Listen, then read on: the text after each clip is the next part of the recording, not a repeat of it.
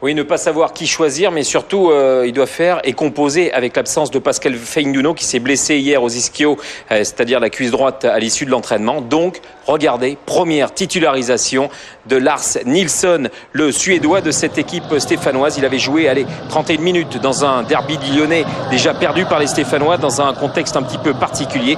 Donc on attend beaucoup de lui, on attend beaucoup de ces petits verts ce soir. Les petits verts avec Matuidi et Payet, les jeunes qui sont là, titulaires. La frappe de Payet dès les premières minutes à côté de la cage de Brasiliano.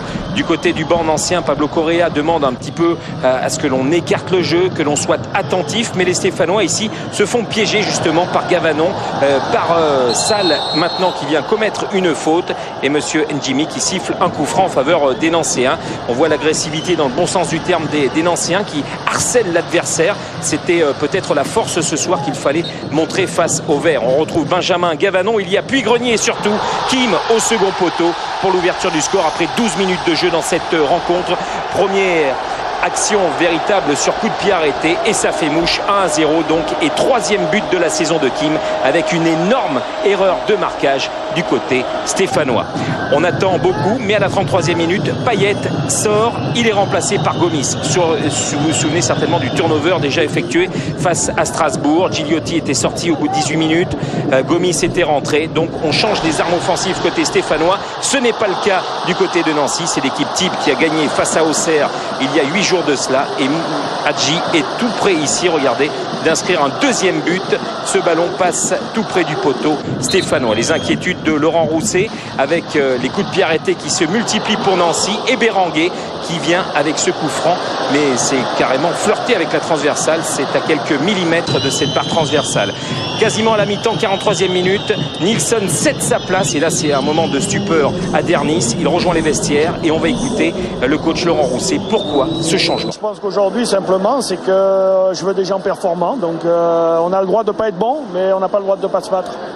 On n'a pas le droit de ne pas se battre. Voilà pourquoi il y a eu 2 changements à l'issue de cette première période du côté stéphanois. Au retour des vestiaires, on retrouve toujours des Nancéens dominateurs avec Fortuné qui place ici un bon ballon avec un contre favorable pour Hadji et la parade superbe de Jeannot qui repousse peut-être l'échéance face aux Lorrains. On se souvient que l'année dernière, lors des 7 premières journées, il y avait eu tout simplement une défaite du côté de Nancy face à Saint-Etienne, la seule défaite, et les énervements ici de Laurent Rousset qui s'inquiète sur le placement, sur la distribution du ballon des Stéphanois qui vont se faire peur encore avec un coup de pied arrêté et ce coup franc magnifique de Benjamin Gavanon qui vient s'écraser sur le poteau de Jérémy Jeannot.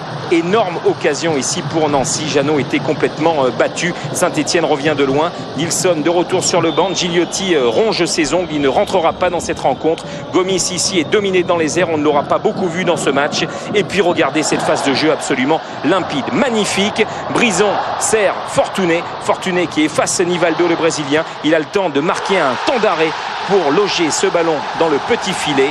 Et il peut le dire, c'est fini, c'est terminé. Regardez ce jeu de Nancy développé dans les ultimes minutes quasiment de cette rencontre pour le 2-0 du côté de Nancy. La fête peut continuer à Marcel Picot parce qu'ils sont là, ils sont toujours présents. Peut-être aussi que cette semaine de repos avec ce match en moins qu'ils n'ont pas disputé cette semaine a fait la différence, en tout cas du côté du banc. Vous allez voir les gestes de Pablo Correa jusque dans les arrêts de jeu, il croise les doigts, c'est la délivrance, le coup de sifflet final.